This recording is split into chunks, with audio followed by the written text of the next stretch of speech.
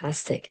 Okay, thank you for your sharing. The times for waiting interview voice is coming. It's already 10 minutes past. So I think we can officially share our experience and um yeah. Now it is your time, member. Your stage Yeah, is now. thank you very much. I appreciate it. Well, I want to thank you all for spending your evening here with me.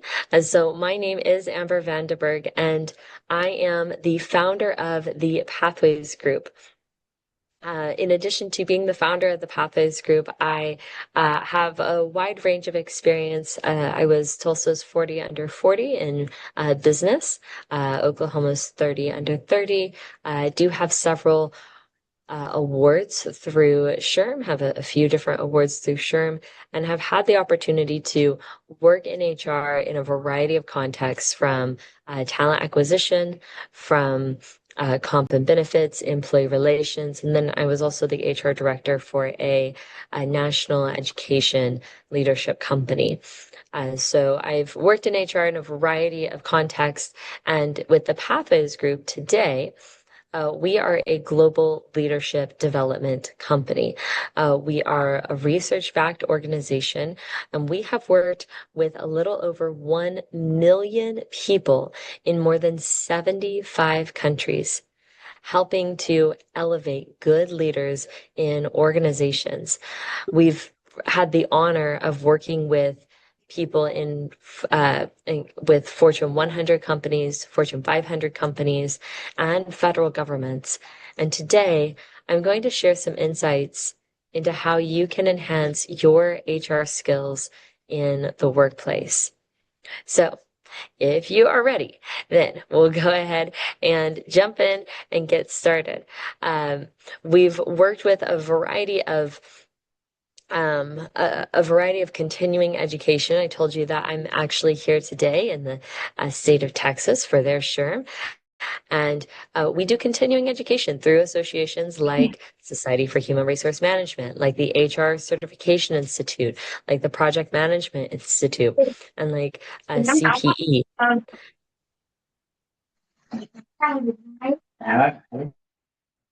I think someone might be on mute. Do you have a question? Maybe not. Um, yes, so our company, we work with a variety of companies. We take these insights. We're a trusted provider, an accredited provider for this continuing education. Now, the insights I'm going to share today are from our Equal Accredited HR Action Certification.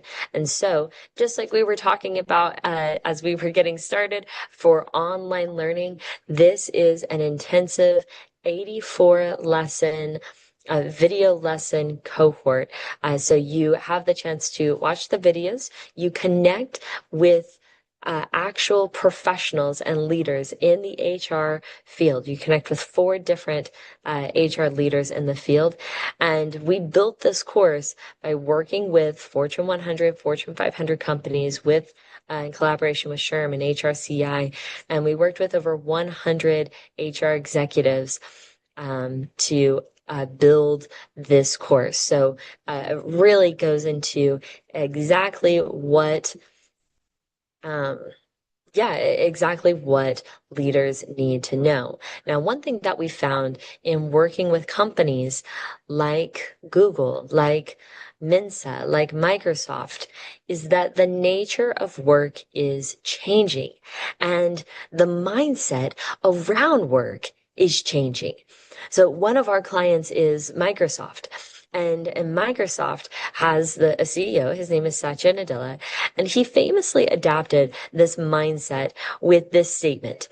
He said that companies need to adapt a learn it all mindset. We can no longer be uh, a know-it-all. We can only be a learn-it-all. This had a major impact on Microsoft, and it has a major impact on how companies are moving forward. Long gone are the days where we can learn one trait, one skill, And that is our practice for the rest of our lives. Even the most stable of professions are being reimagined with AI and through emerging technologies. So Satya Nadella, he said, hey, we cannot be a know-it-all. Because we cannot Tóm tắt know cái it kia all. cả hai đứa What we trong kia know kiểu is gì là changing so much. Yes. No, don't worry. It's Because, just a noise. Yeah, uh, go ahead. yeah, what we know is changing so much. So we cannot, it's impossible for us to know it all because it's changing by the minute.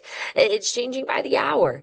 We can only be a learn it all, where we're constantly learning and adapting, right? So this is where, I've seen some of the stats, I'm sure you have too, that as much as 30, 50, I've even seen as high as 80% of human resource functions are being replaced by AI and emerging technology in the coming years. Well, here's my response to that. That extra 20%, that 30 remaining percent of HR, we haven't really been able to do that portion with the level of excellence that we needed to beforehand. Before, we were processing an application and we simply didn't have the bandwidth to have that strategy to think about how we can enhance that candidate experience. We were doing the more transactional aspect of the job. Now we have that bandwidth. We have the tools, the resources to be more strategic in our profession. Now we have the chance to really play to that innovative, that creative, that strategic, that critical thinking skill in our profession of HR to enhance our value, to enhance the experience, and to make a better workplace. Here, we're moving from a transactional position. HR was traditionally more of a transactional position where you turned in your application and it's processed. You submit a request and it's processed. And we were inherently a more transactional function. But now we have an opportunity. Okay? We have a demand by executives, by employees, by the market to have a more strategic approach to human resources. Now, this sounds nice, but how do we actually put this into practice?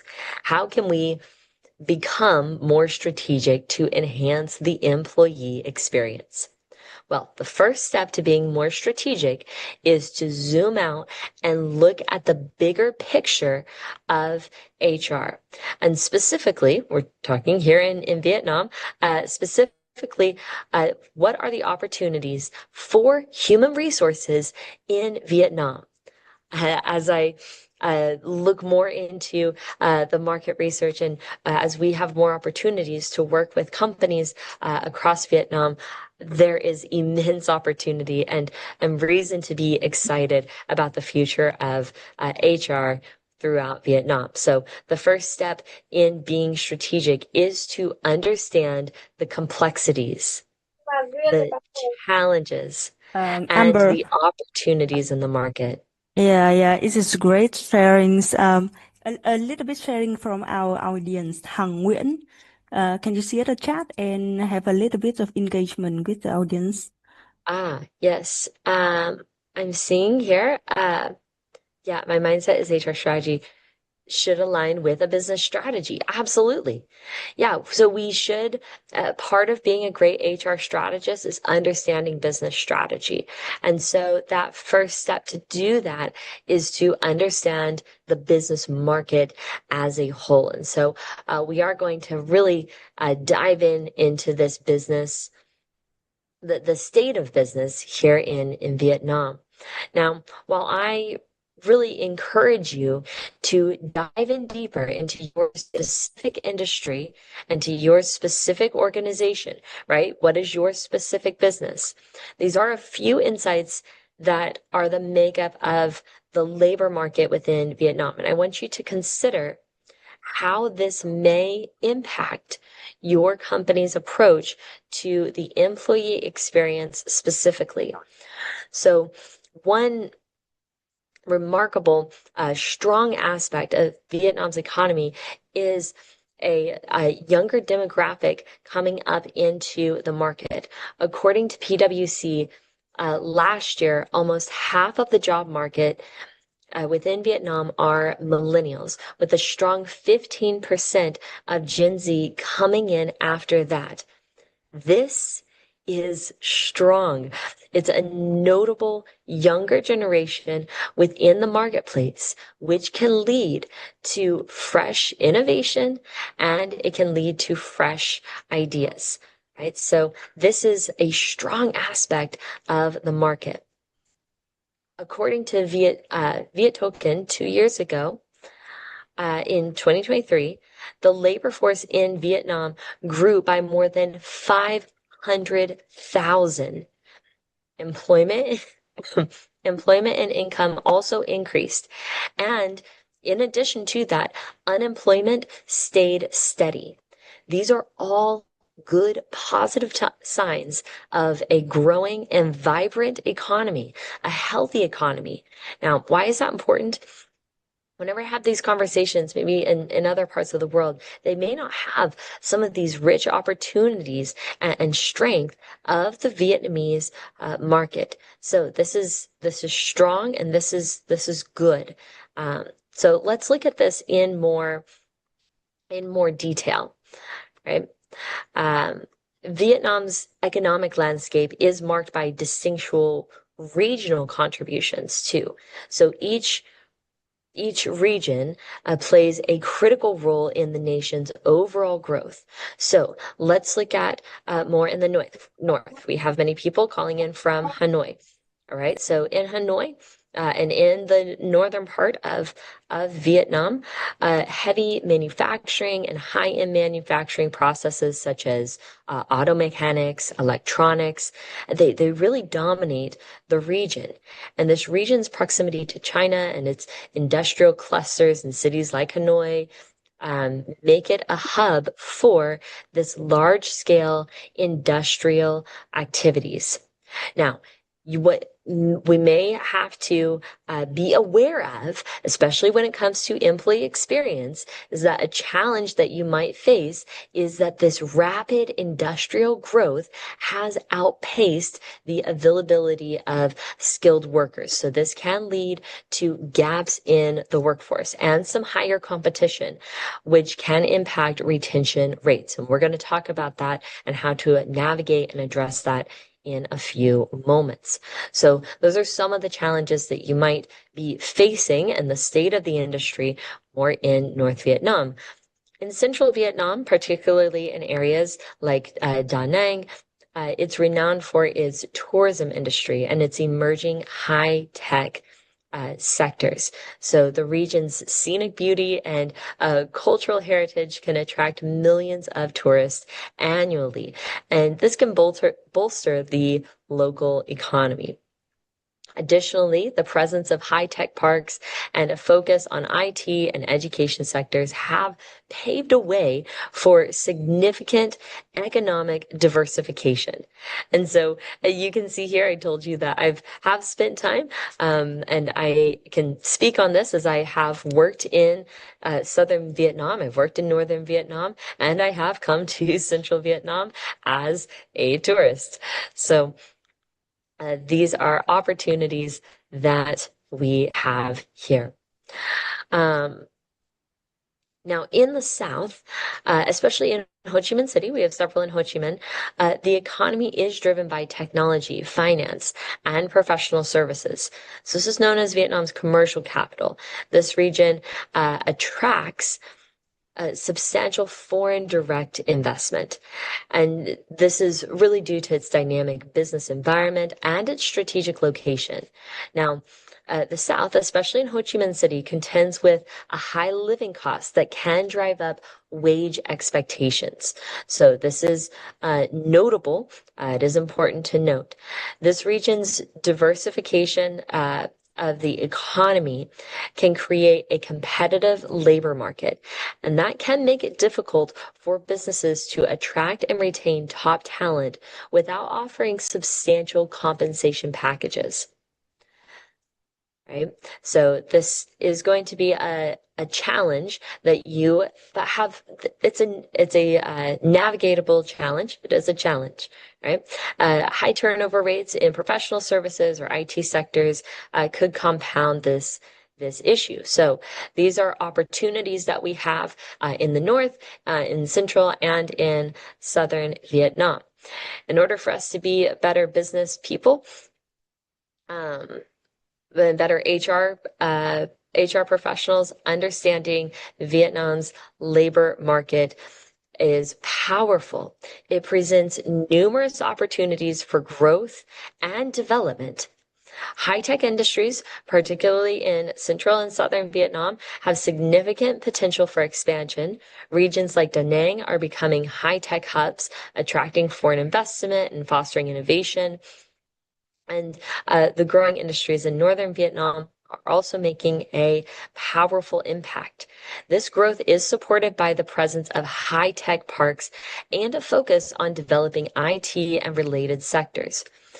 The increased foreign investment is another critical opportunity for Vietnam's labor markets. The government has a pro-business policies and tax incentives that have made Vietnam an attractive destination for multinational corporations. Okay, that's a lot of information. What do we do with that? We've taken a big picture of Vietnam. How do we then narrow in? This is how we are strategic in our mindset. We start big, and then we ask, how does this apply to me? And how can I navigate this in HR? Knowing all this, we have to answer this powerful question. What is the difference between working for you versus working for your competitor? What is the difference? The answer has to be more than only pay. All right. What is the difference between working for you versus working for your competitor? What can give your company a competitive edge? How can you enhance the employee experience? We've worked with companies around the world to answer this question, and we have developed a strategy, and this is what we have found. In order to, first things first, you have to be incredibly specific about your what and your why. Okay, so you can leave room for the how, but be very specific on why your company exists. What is your purpose? Why do you do what you do? And it's amazing how simple this question is. But truly, as we work with companies around the world, this is a true story. I was working with one company, and this company had about 2,500 people. I asked their leadership of about 15 people why their organization existed. I got 15 different answers. One person was newer, and they said, well, I just started here. So I went online and I looked up the mission and the purpose on the website for the organization. You think that that would be the correct answer, but it wasn't. People actually argued with this person that the website, the public messaging was incorrect. Clarity builds confidence. And if you don't know what success looks like or why you're there, the performance will inherently falter at some point. So this is simple. From the very beginning, clarify the why and the what of your organization. Then we've identified 4 major opportunities for ownership. These are opportunities for your competitive advantage. And so these are opportunities within your systems, your processes, your systems and your processes, your resources, so the actual tools that are being used, the projects that you have, and the roles that you play. So let's first take a look at our systems and our processes. Here we go. All right, about our systems and our processes. So a system or a process is any process that you have within the company. Okay, so this could be at any point in your employee experience. So I've had some questions of when does the employee experience begin? This is from the beginning of your advertising of the job. So what is your process for applying for the position, your process for onboarding, your process for asking for time off, your process for being promoted within the company? All of those are systems and processes, and we look at this one system, one process at a time. So recruitment, time off, signing up for benefits. All of these are an opportunity for us to look at the employee experience. Okay, so this could look something like this. It's a waterfall method, which I've already said here. It could be your recruitment processes, your onboarding processes, and these make a significant impact in the overall employee experience, in the retention, in the engagement, and in the performance. I was working with one company that had a challenge with contractor employee engagement. Upon further examination, it was not more compensation that the employees were looking for. The work, it wasn't the compensation, it wasn't the work, it wasn't even the leaders within the organization that was the issue. It would take the contractors an average of 2 to 3 hours per week to submit their time cards because the system was so complex. That's 2 to 3 hours per week that all of your contractors are thinking, I would not have to do this if I was working somewhere else. How did this company create better competitive advantage? They simplified their processes. Now, what was the result here? We simplified the process, we utilized some automation and some AI, and the retention and engagement of this company rose by nearly 30%. This is significant, right? It rose by nearly 30%. Made a massive impact. And so if you're looking at this retention, this engagement, we have to first look at the systems that we have in play. Do they complement the values of the organization as a whole? Now, I'll give another example. There was another company that we went through, and they had long feedback systems that would take a couple of months before the person who gave the feedback would hear a return on their insights. Now, this was causing frustration and disengagement, and it really highlighted the phrase that those who refuse to listen to those around them will eventually be surrounded by those with nothing to say. Now, agile is not the answer to everything, but in something like this, a feedback loop, yes, we needed to have a more agile approach. Agile means faster iterations, quicker iterations of implementation and feedback. This had a significant impact. It had a significant impact.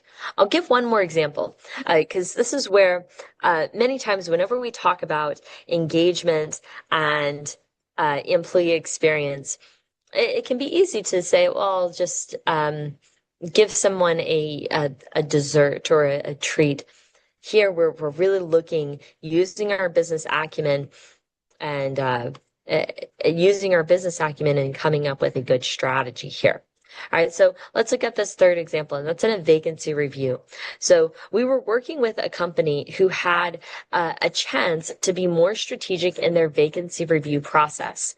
So vacancy review is whenever one person leaves the organization, it's a review of how you're going to fill that position in the future. Now, transactional HR would say we have one accounting position leave, become vacant, and so now we have to fill the other accounting position. But let's look at this from a systemic perspective, from a strategic perspective. A good vacancy review asks 3 questions: could, should, and would. Okay, so as could we fill this position? Logistically, operationally, could we, financially, could we fill this position? Right? If I just did layoffs because of the transcriptionist position being eliminated and it's being done with AI now, then I don't need to fill that position. This is a simple question for us as we can move forward. So let's look at the next question in a vacancy review, and that is should. All right, so I know I could fill it, but should I fill this position? Logistically, operationally, should I fill this? So let's say I had 2 people working at the front desk. We had 1 person leave. Now I just have 1 person working at the front desk. Do I need to fill that position again? Well, now we've been able to automate things. We have simpler processes. I don't need a second person. 1 works just fine. Okay, so the second question is should. And then the third question is our strategic side, which is would. And this is where we as HR professionals get to be very creative. Would it be possible if we could do something else? Would it be possible if we tried something new, right? This is our strategic side. Okay. Would it be possible if we took that vacant leadership position and had a co-leadership position? This is if we split the position. This is what several larger companies are doing today. We've seen this through companies like Oracle, SAP, Salesforce, Workday. Would it be possible if we reimagined this job description, if we rewrote it? Here, again, we get to be creative, create something new. Would it be possible if we included fractional leadership? That is a person that we don't need 40 hours a week. We just need someone to come in 10 hours a week. That's a fractional leader. And then we can get even more strategic here, more creative. Let's say that I was working with a team that had 5 leadership positions. In fact, this is a true story. We were working with a company that had 5 leadership positions that were vacant. And so we started asking questions. And we found that the leaders had a large amount of administrative duties within their job description. And so we asked, what if instead of filling 5 executive leadership positions, that's a higher pay grade, what if we instead brought in a couple of executive assistants to help, administrative assistants to help? And so that's what we did. We brought in 2 administrative assistants. And whenever we did that, we found that the leaders were able to better focus on the leadership tasks that they needed. The administrators were able to be better at their administrative jobs and take over that. And we were able to instead only need 3 executive leaders and 2 admin assistants. Friends, this is financially fiscally more responsible for our teams. It allows people to have a better experience by focusing on the things that they should be focusing on. And it can create a better overall team dynamic. And that's exactly what we saw with this team. We saw an enhancement of performance, of engagement, and we saved the company a significant amount of money as well. So whether it is the process of submitting a time card or an expense report, or it is your process of communication within the team, all of these are strategic ways that we can enhance our processes to enhance the employee experience. So I want to pause here and ask you to think about a process, a system.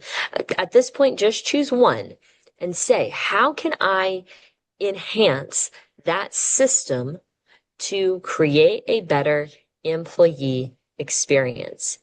Pausing here in the chat to make sure I'm not missing anything. Okay. All right. I want you to write down, where can you be more strategic, more of a systems thinker? Okay. Okay. Now, we've talked about systems and processes. I'm pausing very quickly for any questions on this. Okay. I'm not seeing any. I am monitoring the chat, and as you do have questions, I want to make sure that I'm answering these as we go along. Systems many times is Amber, yeah. I'm sorry, but I think it's quite too fast, and maybe I'm raising some questions in here. Các anh chị có câu hỏi gì về những cái hệ thống tư duy chiến lược hay là tư duy một cách hệ thống dựa trên 4 cái dạng? Yes, stop and hit in this one. Đây là 4 dạng của một cách xây dựng được một cái bản đồ tư duy hệ thống. Thì trong cái quá trình xây dựng trải nghiệm nhân viên thì đây là bốn loại sử dụng để mình có thể có một cái tư duy hệ thống. Thì không biết các anh chị có câu hỏi nào trong trong cái hình minh họa này không ạ?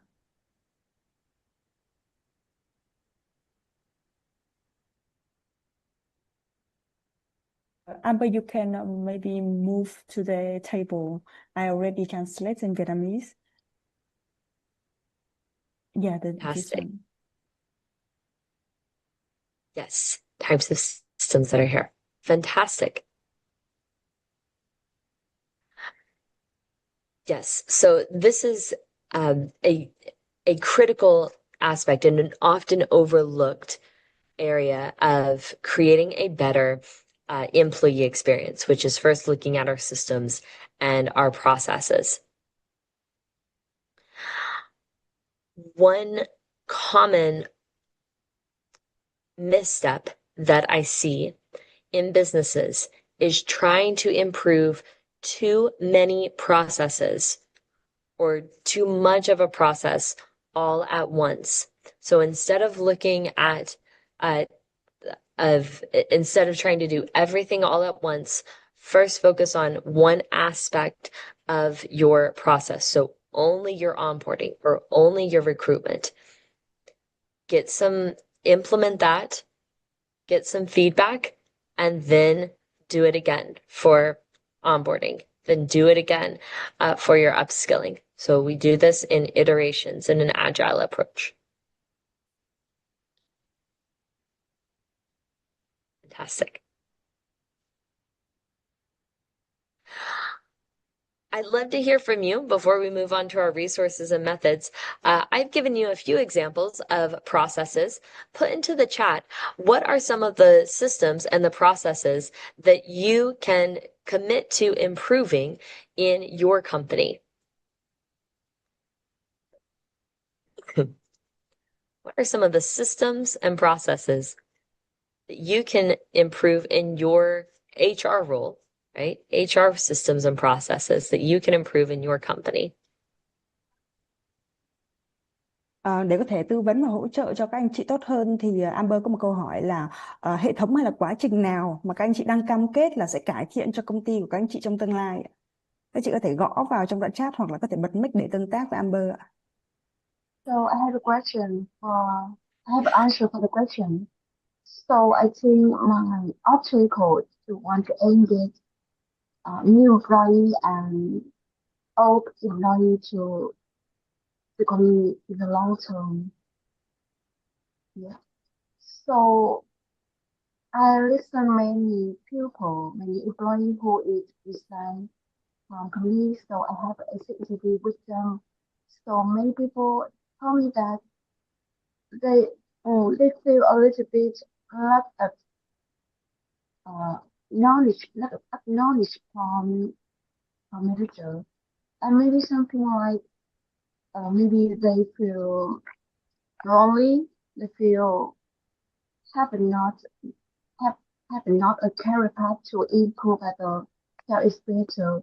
So maybe I have a little bit difficult and I want to engage all of them in the company, so I want to this them is better. But maybe my company have a little bit slowly more than other companies, so need to step by step.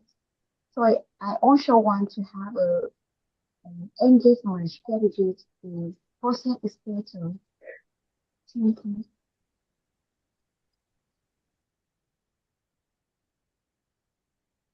Yes, the sound was going out just a little bit. So what I understood was some specific engagement strategies. Yeah, exactly. Yep. Yes. So that we are going to, that's more on the project side. So part of the engagement here, these are, if you have poor systems and poor processes, that can significantly impact disengagement, right? And so by creating better and clearer processes and better systems, that does impact our engagement in the same way that if it takes longer for me to submit a time card or longer for me to get feedback on a conversation, that does impact our engagement as a whole. And this is, I wanted to start with this because this is the most overlooked powerful impact of employee engagement, which is having a system where people feel respected, people feel heard, and people feel valued. Yeah. Yeah, I understood that you want to you want me to detail more. So in my company, so people also have have a feel about the benefits and like rewards, but the people maybe a lack maybe sometimes feel lonely, feel feel distant from employee, which means maybe a big gap. I think so. Yeah. Yes. I'm seeing in the chat as well of the high turnover rates and how to address that specifically. I may I'm going to move forward for a moment because I do have some tools that can help with that specifically. Again, I wanted to start with your systems because that is one of the most overlooked aspects, and it can make a powerful difference, right? With your resources, some of that is your tools. Okay. So it doesn't matter how many resources you have.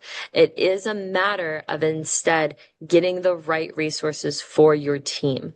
Okay. So I'm not saying that you need to buy the most expensive resources or exhaust your budget, but having better systems and having better resources, having better tools, can make a powerful impact. Okay, so there may be people in the team that say, I don't have the tools, the software that I need to do my job.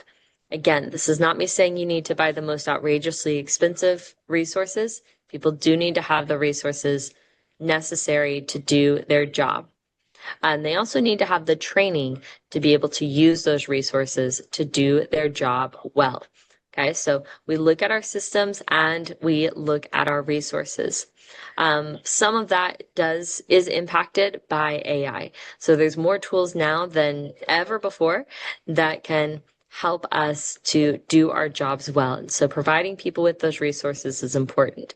Now, this is where a traditional company may come in and talk about projects. So projects is anything that has a beginning and an end. Okay, anything that has a beginning and an end. This is where some companies will come in and say, we want to increase employee engagement, and so we're going to have a team building event, right? We're going to have a employee appreciation event, any sort of project. These can be helpful, but are only as good as the consistent systems and processes and resources that you're doing on a day-to-day basis. So imagine, here's a picture of some people from our team that we went on a team building event. If we did a good team building event, but every day my team comes to work and I treat them poorly, they're frustrated with their resources, they don't have good rapport with their team, then this event has a little bit of impact. Okay, where projects can be powerful, where projects can be powerful is they can highlight the good work that you've already done, and they can jumpstart new initiatives that you want to undertake within your team. I am seeing some questions here in the chat, so I want to address those here. You've correctly identified the core principle to reduce employee turnover. We must first understand the employee experience, customer rigor for a company. Over 5,000, this requires data-driven systemic approach.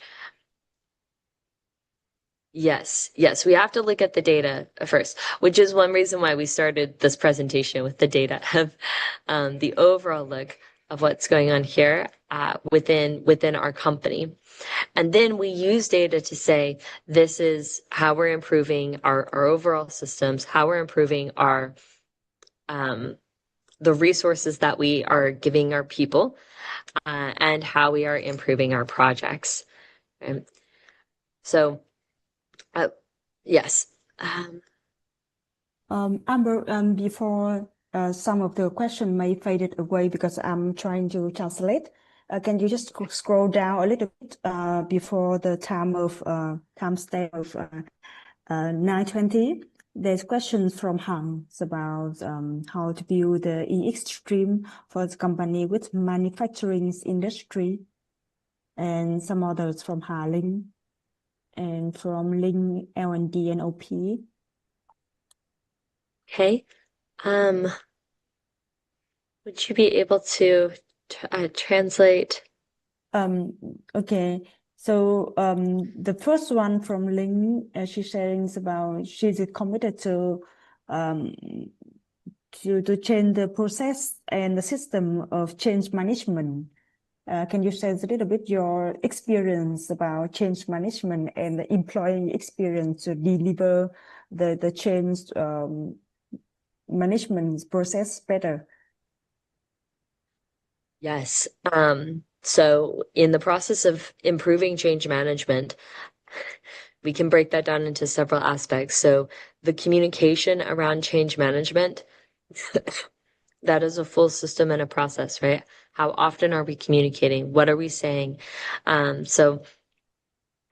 Improving the change management process as a whole, again, I break this down into smaller iterations. The communication, the planning. Are we doing shorter implementations? Are we using shorter user stories, which is the technical term? We might call this shorter iterations of learning. So what that means is not trying to take on too much. This is where a lot of projects fail within companies, is trying to do too much at one time. Instead, we want to build momentum with small wins.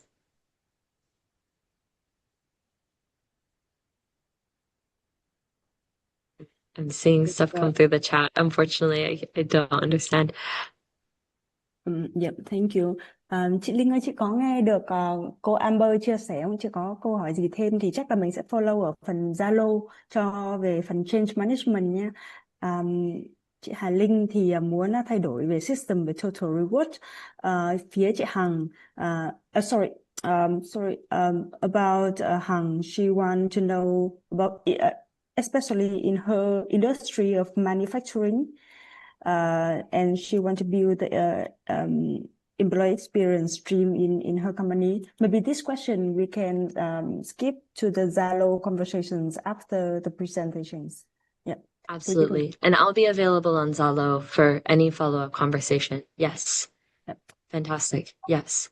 Các anh chị đừng lo là cho những cái câu hỏi mà hôm nay không được trả lời ngay thì bộ phận support sẽ tải về những câu hỏi này và sẽ gửi lại cho Amber. We will download all the conversations and we will send the conversation of this Zoom for you. And after that, you can follow up with the participants. Fantastic. Yes. And I'll be available for that. Yes. I would be amiss if I didn't. I see Hank's question on generational gaps. We do specialize in working with generational gaps in the workforce, and part of that has to do with the roles, which is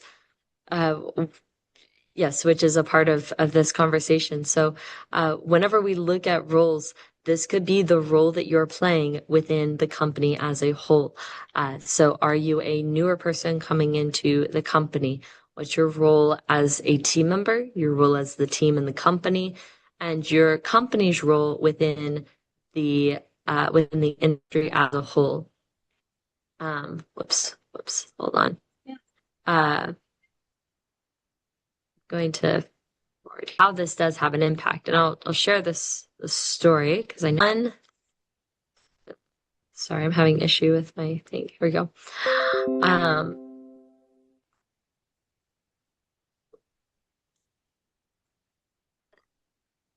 Whenever we look at different generations in the workplace, we look at the impact that we can make.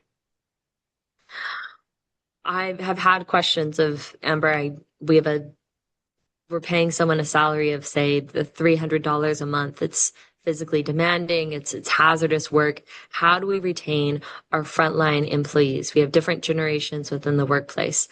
And whenever I think about this, I think about whenever I was a little girl. My dad worked for the Bama companies. Now, they are a manufacturing plant for fast food chains like McDonald's and Papa John's and Taco Bell. My dad worked his way up from the corporate ladder, from the floor to one of the top offices. A large number of his work colleagues also stayed at that company for decades. So for nearly 30 years, and throughout my childhood, I learned deeply about a company that I never worked for. So with long, hot days on the manufacturing floor, low pay, hot, labor-intensive work, how did this manufacturing company keep a lot of people? Let me share my perspective as a daughter. In addition to our annual Bama Family Fun Day, so that's a project, that's a thing that we do. We had massive family picnics. We had a lot of events that we did. Every summer, the company would host Bama Camp for the kids of the employees. So we would learn life skills. We would learn values. We would learn education. They would have motivational speakers come in. And it was always a highlight of my summer. It made me so proud. The mission was people helping people be successful. And they helped sponsor me whenever I was in grade 7 with an idea to start a snack company. I was selling Bama snacks, and it taught me entrepreneurship and business. Obviously, they're skills that I use today as the Pathways company. We work with companies all over the globe. This company celebrated one another. This company was cheering me on as a person that didn't even work for the organization. The Bama companies also lived their idea of people helping people be successful and they helped to sponsor my father's education. They had a system, they had a process for people to move up. They had initiatives, they had projects so they could help people continue their education. My father went on to earn his bachelor's and his master's and a slew of other certifications and degrees to enhance his career. I heard story after story. My father's story was not a one-time situation. People after people stayed at this company. It was filled with hardworking people that were working towards a goal. They knew that if they came here, this company would want to help you be successful. And if you only work here for 6 months, that was 6 months that we helped you successfully provide for your family, work towards a degree, learn from other people. We helped you to learn values, learn some powerful values. This company, again, a manufacturing company with long days and hot hours. This is a company I never worked at, but I know their mission, their impact, and their values. It's a system and it's a place that embraces the systems, the resources, the projects, and the roles to make a powerful impact. And so I share these stories because it is powerful. It is powerful and it can make a powerful impact. These are some challenging times. These are some challenging jobs. We can make this a little bit better by embracing these 4 pillars of competitive advantage, these 4 pillars of employee experience. Now, we have a lot of slides that we actually didn't get to today, and I'll be available to stay on a bit longer to answer any questions. I also want to be mindful of our time. All of these things, they help us to answer the question, what is the difference between sitting at home working for you versus working for your competitor? The difference is this is a place where I know I'm valued. This is a place where I have opportunity to grow. And this is a place that I want to grow within. Now, I know that we've talked about a lot of phrases, a lot of ideas and concepts today. And whenever I hear that, I'm reminded of whenever I was working with one group in India. So this is a young group of kids. I was coaching soccer. I had one player that was so excited for his first day of football. He came running out onto the pitch and he began yelling, "Pass, pass, pass." And I noticed he was yelling pass whenever the other team had the ball. He was yelling pass whenever he was miles away from the action. And he was yelling pass whenever he had the ball. So then he was running with the ball, going, "Pass, pass, pass." And so I looked at my player and I said, "Why are you yelling pass?" He looked up at me and he said, "Miss Amber, I do not know what it means. I only know it is a football word." Sometimes I hear organizations, I hear people sound a little bit like my friend, yelling, "Leadership, processes, coaching, resources, tools, we got this, AI." We know that these are good words, and they can lead to big goals. But if we say these words and we don't take the action, then people will soon tune us out. They'll ignore what we're saying. If we say that we want to create a better culture, if we say we want to create a better experience, and we don't give people the tools that they need to do their job well, if we don't take on the role of a leader to help people feel valued and heard, we help people be successful. We don't have those systems to help, then people will soon tune us out. But if we first take the time to take a look at our company, look at the data, right? Look at the data, look at the finances, look at the business side, look at the market. And then from our overview, Then find specific opportunities to improve, specific opportunities for ownership within our resources, within our systems, within our projects, and within our roles. Then friends will be in a position to yell pass, to receive the ball, to move forward, and to score some really big goals. Now, I can stay on here for I do have time to stay on. I know that there's a few specific questions, but I am mindful of time. So before I do, we'll call this the extra credit time. I do want to say thank you so much for your time, and we do have more information about this and these types of tools in the HR Action certification and through the Pathways group. So I would love to connect either on Zalo or LinkedIn and answer some of your specific questions as well. Thank you, Amber.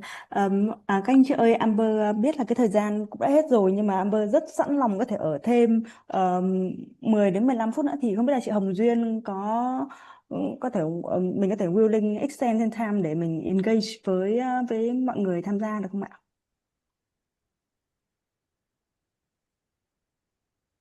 Right. Yeah. All right. I know that I did get some questions, so I will take this time to answer some of the questions specifically, if that's okay.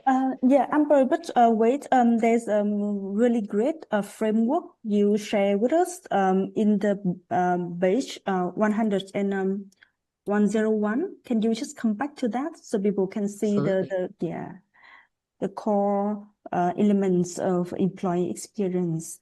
Because you talk about roles, you talk about process, the resource projects, but this table is packaged with the whole overview of 4 elements you talk along the time. Yeah, this one. Absolutely. Yes. And we didn't talk enough about the roles. The role really is not just only the position, but the role that you play within a team. So actually being a leader, being respectful.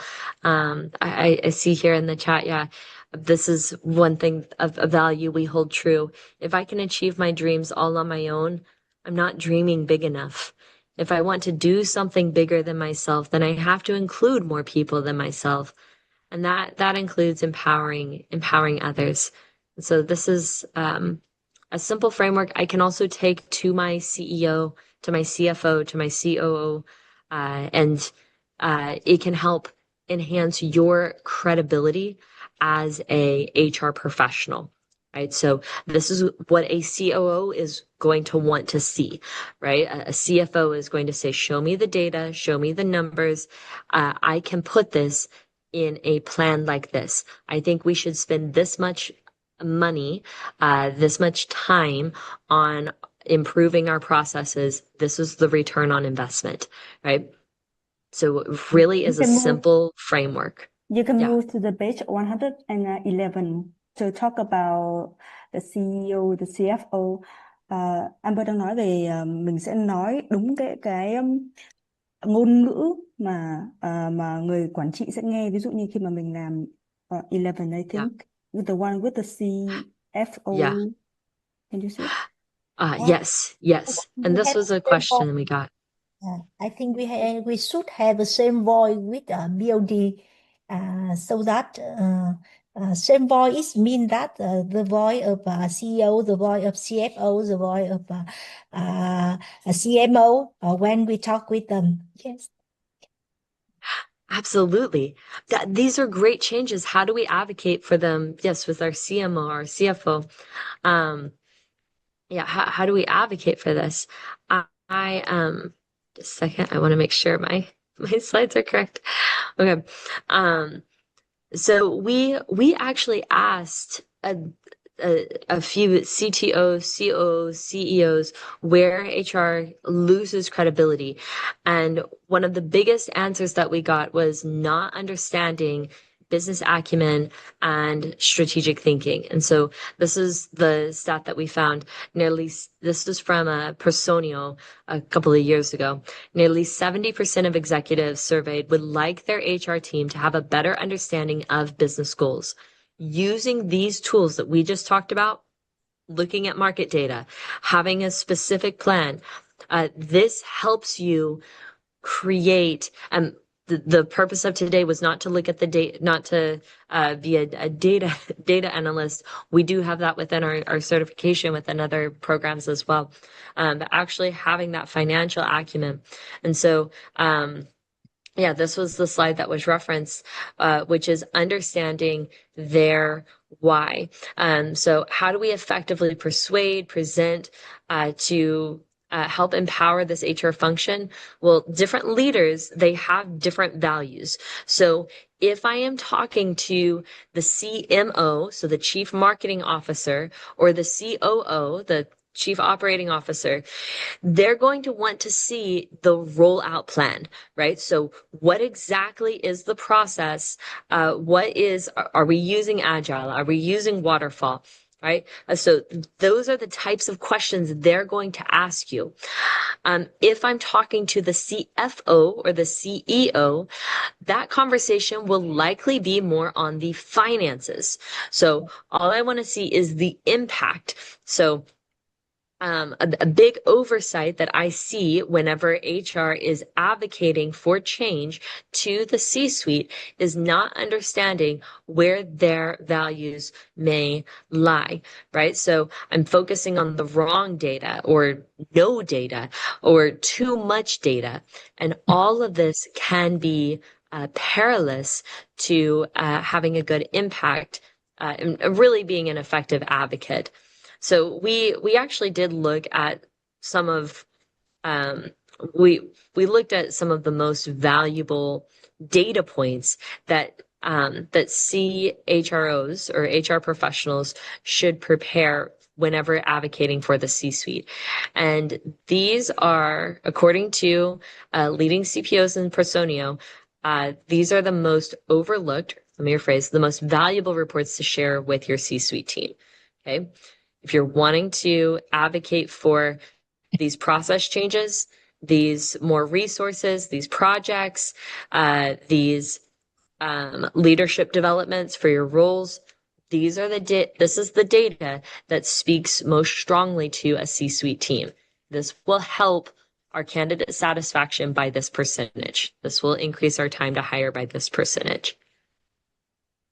You can stop a little bit about the next slide because it's the translations. I make it the left side is about the matrix, the report, and the right side is about the meaning, the strategic meaning of this data.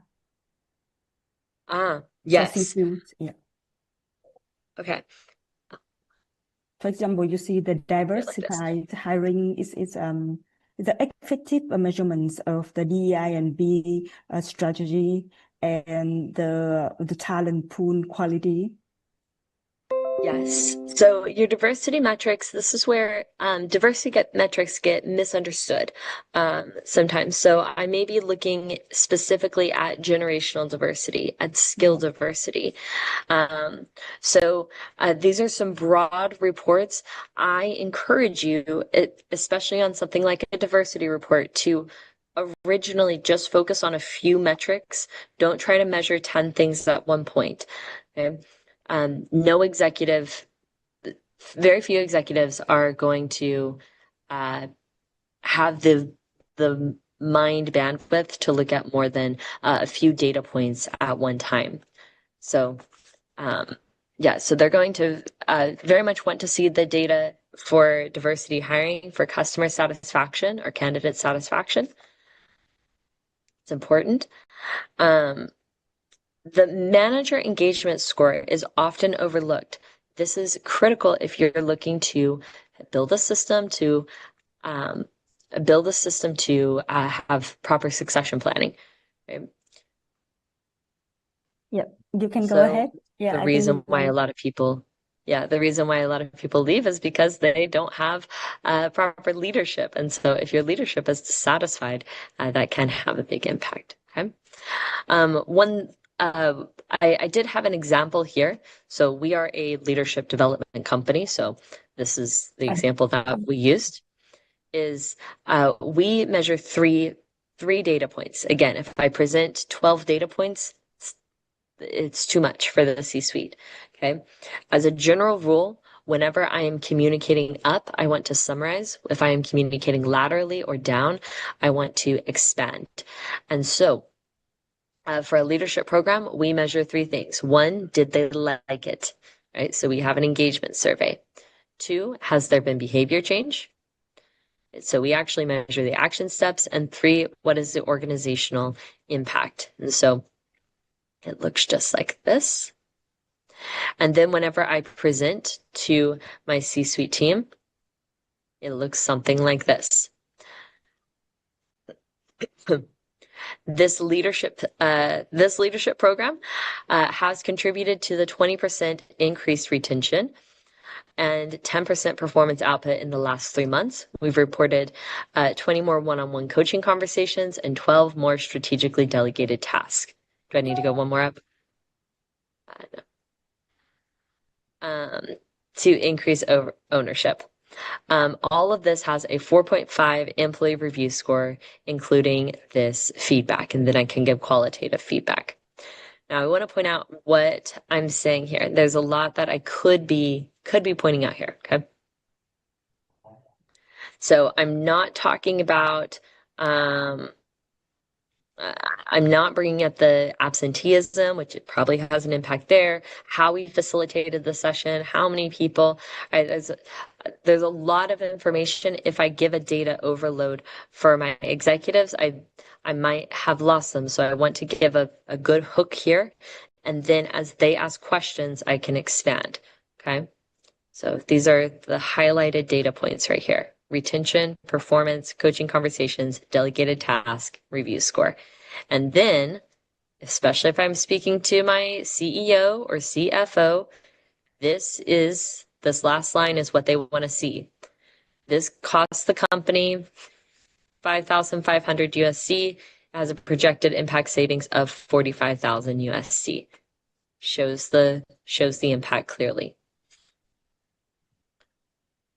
It is great. Now, can you share about something of 3 pillar of Aristotle's persuasions to make people empower for HR to do this leadership program? Absolutely. Now, again, your CEO and your CFO, they'll want to use the logo side of their brain. So that's, again, that logic, that data. Let's not also forget about the ethos, right? That credibility. So this could be a thought expert, your competition, a consultant, recommendations. That's your ethos, building your credibility, and pathos, which is emotion. So using a story like what I shared about the Bama companies. So you can collect stories and testimonials from people in your organization to help advocate for this change with your CEOs and with particularly your CEOs and your COOs. They're likely going to be the ones approving these investments in changes. Use recommendations, use your network. You can let others advocate for you. But the bottom line is logos is number 1 with our CEOs and CFOs.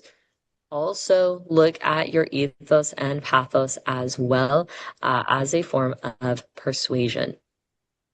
Now, a question that I have gotten before is how to involve managers. Right.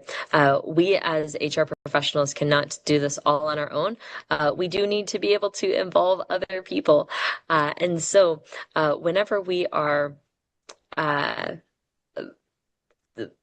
sometimes I hear this challenge, and HR may go to the manager and say, hey, how do I involve more employees?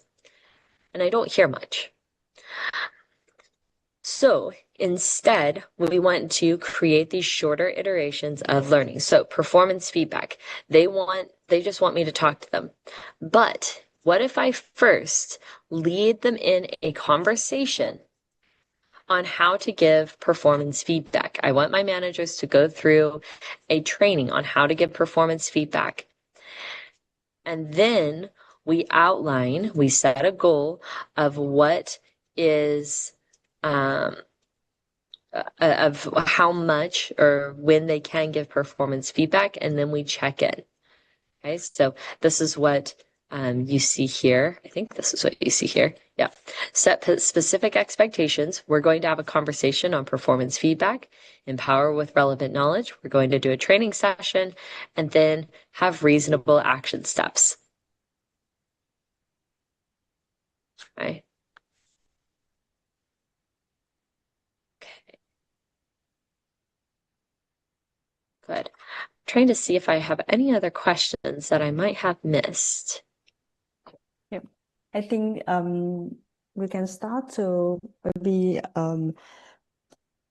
turn off this presentations, and people can maybe turn on the camera to say hi before the Q&A start. Các anh chị em mình có thể bắt đầu vào phần đặt câu hỏi trực tiếp. Bây giờ thì Amber, mọi người có thể liên hệ với Amber, keep in touch with Amber. Trong cái lát nữa thì ban tổ chức sẽ gửi slide vào trong group Zalo cho mọi người. Thì mọi người có thể scan cái QR code này và kết nối với Amber. Và bây giờ mọi người có thể bật camera lên để có thể đặt câu hỏi trực tiếp cho Amber trong phần tương tác với diễn giả. I know that there's a lot of specific questions of, hey, give me this initiative to do, or yeah, some specific challenges. So if you do have specific challenges that you want to discuss, I'd love to actually have a strategic meeting with you to come up with some actual action steps. The purpose of today was to look more big picture. These are the types of questions you should be asking to be more strategic in your employee engagement. If you want something more specific for your industry or your organization, I have put my LinkedIn in the chat as well to connect and discuss. Buổi chia sẻ hôm nay thì là một cái chia sẻ chung tổng thể, có thể áp dụng chung cho tất cả các ngành nghề, nhưng mà nếu như các anh chị muốn kết nối sâu hơn thì các anh chị có thể nhắn tin cho Amber qua link ở trên LinkedIn mà Amber vừa chia sẻ, và em cũng có add Amber vào trong group Zalo thì em cũng có hướng dẫn Amber cách sử dụng Zalo ở Việt Nam để có thể tương tác. Vừa nãy em vừa thấy chị Selena có bật camera, không biết chị Selena có, chị cảm ơn chị bật lại. Chị có câu hỏi nào muốn đặt cho Amber không ạ? Hello everyone. Thanks for giving me the opportunity to talk to you, Amber. Actually, I am the owner of two kindergarten, and my staff, 90% they are teachers. They just focus on the look after the kid, and their knowledge is quite under the standards. So now I am also facing the issue that the percentage of layoff after every school year is a lot.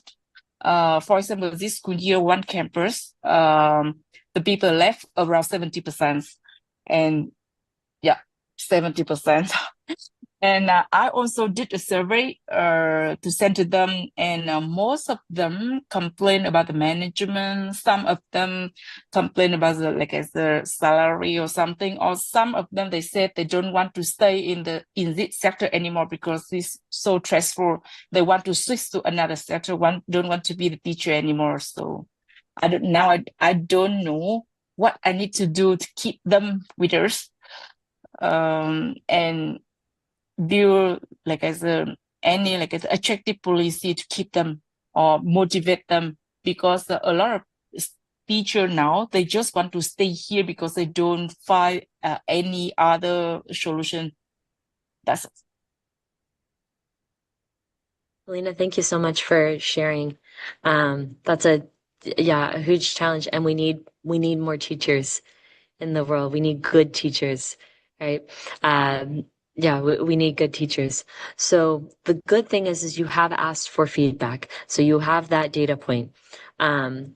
What then you can do is use that to look at these four areas. All right. So the management, if management being number one, then I would look at heavily and soon investing in a leadership type development with accountability systems. So not just going through a training, but also having follow-up and accountability for your leaders. So that's on the role side. The side of being a teacher, yes, that is a stressful position. Looking at specific systems throughout. So maybe I can add, is there more breaks that I can provide here? Is class size a part of the stress, right? So are there specific ways that I can lessen some of that stress, right? Up in pay is not going to solve any of this, right? This is more of a people issue. Okay. So the leadership I would look at first. The finding areas for stress relief. And so what we've done with some education institutions that we've looked at, unfortunately, your challenge is not unique in education, and that weighs very heavily on me because I value education so much. Is we can provide stress relief resources for teachers. So whether that be, hey, here is a class on stress management. Here is, all right, so something like that so that they can help regulate that stress, and then you can take some of that. So it could be a 10-minute break. Right? We can't do much more because we have to have people in the classroom, but we can do something like that. And then I had a third idea.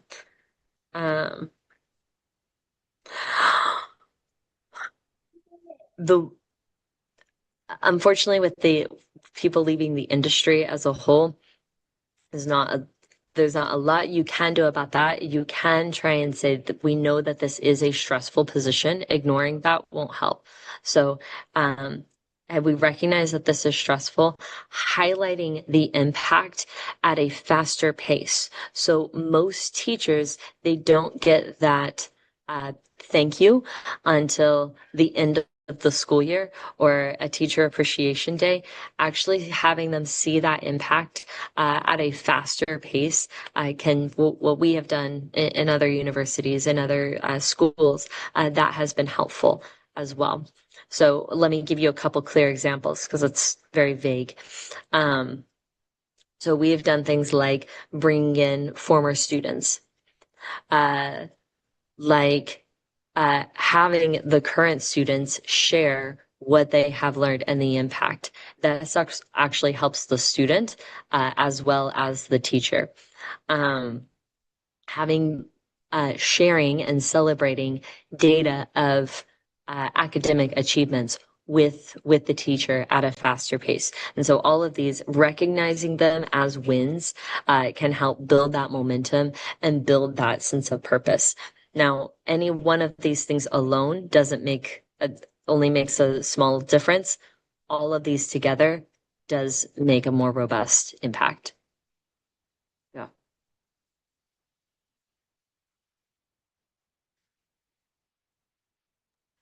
So again, that's yeah, I would suggest heavily in the leadership development, in the faster iterations of reward, and that could be more intrinsic reward, and providing some spaces for stress relief. That could be a resource, that could be a process, that could be a tool, but some area for relief, recognizing the stressful aspects of this role. There is, this was in Korean American, I can send it to you. It's called the Happy Teacher Project. That looks specifically at stress relief opportunities that are budget friendly for teachers to help in classroom stress management. So we've worked with them. Excellent question. Selena, let me ask you, is that helpful to you? Sorry. Oh, is that helpful to you? Yeah. Fantastic. What other questions? I would like to say some data about the cost of the true cost of employee turnover rate. You can see it's very expensive, and you can consider about the happy teacher rules. Yes. Absolutely. Absolutely. The cost of turnover can be just devastating to a company. Not only to replace the job, but the morale of the team and continuity of performance. So the reason why my company exists and why I do what we do, and I know what HR Academy does, is to help people have these skills. So whether it's in manufacturing or education or technology, you have these tools to create better workplaces. So it's a place that people want to stay.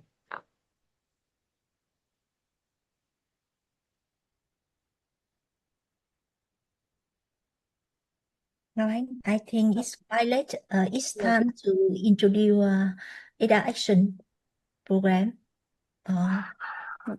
Yes. Amber, can you come back to the slides about the HR Action program? Absolutely.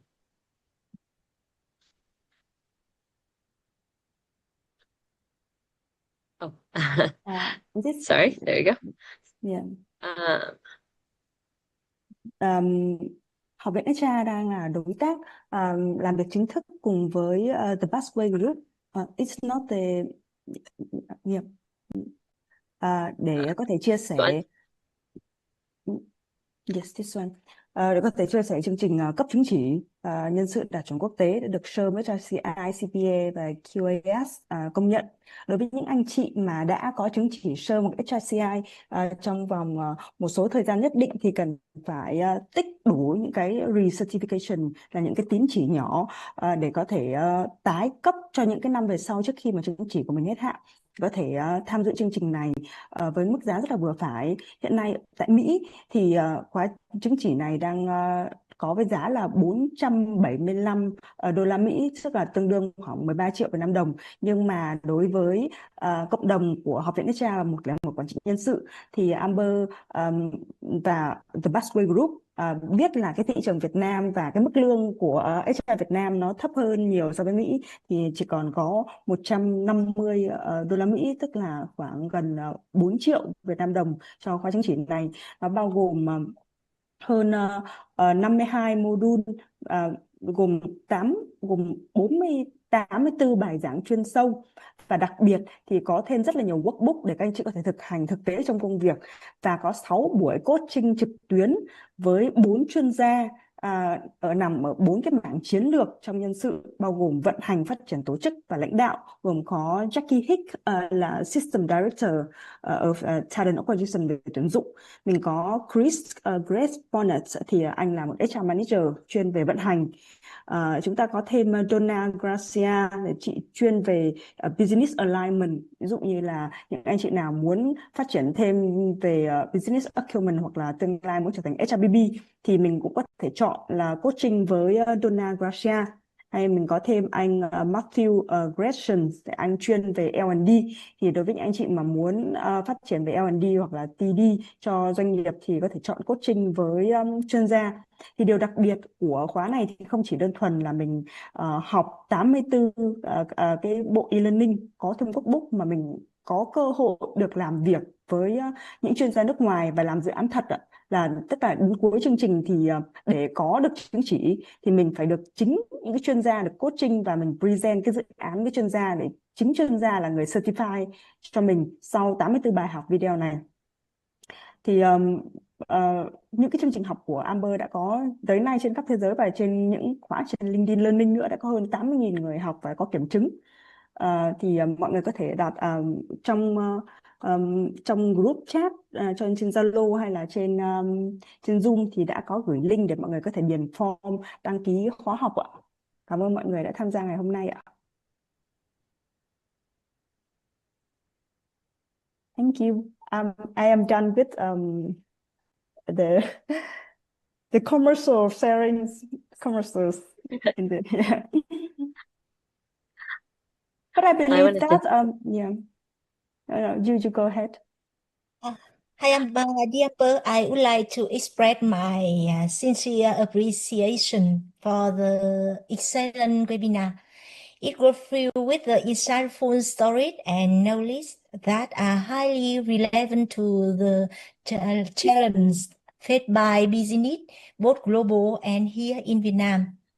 I hope the partnership between the HR Academy and Pathway continue to flourish, and I look forward to many more valuable webinars like this in the future.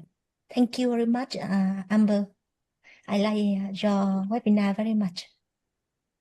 Thank you very much. I'm so enthusiastic for this partnership and to be able to help a lot of people together. Yes. Thank you. Thank you. With Cảm that, ơn I want to say thank you everyone else for coming. I very much appreciate it. Yes. Cảm ơn các anh chị đã tham gia buổi gặp gỡ, buổi webinar ngày hôm nay, và hy vọng rằng trong thời gian tới chúng ta sẽ có nhiều các chương trình về các cái chương trình về HR quốc tế, và chúng tôi hy vọng rằng là những cái nội dung mà trong thời gian tiếp theo nữa sẽ có nhiều giá trị cho tất cả mọi người. Bên cạnh đó thì cái chương trình HR Action, tôi nghĩ rằng đó là một chương trình giá trị để chúng ta có thể đầu tư ở trong tương lai, bởi vì nó không chỉ là tốt cho những người chúng ta đang chưa có nền về nhân sự, mà nó sẽ tốt cho cả những người mà chúng ta đã có các kiến thức, đã trải nghiệm về nhân sự rồi, và chúng ta mong muốn rằng sẽ làm chuẩn hóa nó theo một cái chuẩn của quốc tế. Vâng, rất hy vọng rằng chúng ta sẽ có cái cơ hội gặp được nhau nhiều hơn ở trong các cái chương trình đào tạo, cũng như là trong các cái webinar tiếp theo. Cảm ơn các anh chị rất nhiều. Cảm ơn mọi người. Yeah. Em xin phép được dừng webinar. Thank you, Amber. We'll ask for ending this webinar, and we will follow up after in the group then. Yes, thank you. Thank you. Thank you. Thank you very much.